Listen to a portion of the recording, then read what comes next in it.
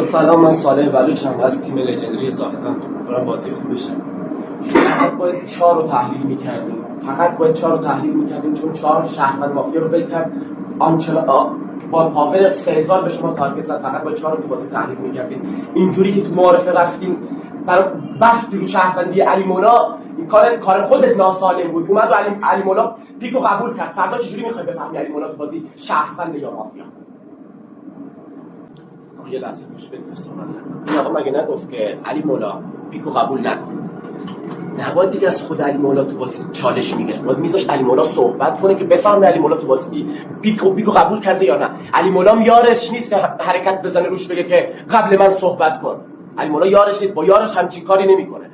آقای بابک جعفرزاده تو معارفه میدونی چی گفت آروین تو بازی به نظرم مافیاست و خودتو تارگت زد. کارت کسی که به من تارگت زده بود و تحت فشار گذاشت. شما شروع امروزت باید با کارت مافیایی های بابک جعفرزاده می بود که آنچنان تحلیلی نکردیش تو بازی.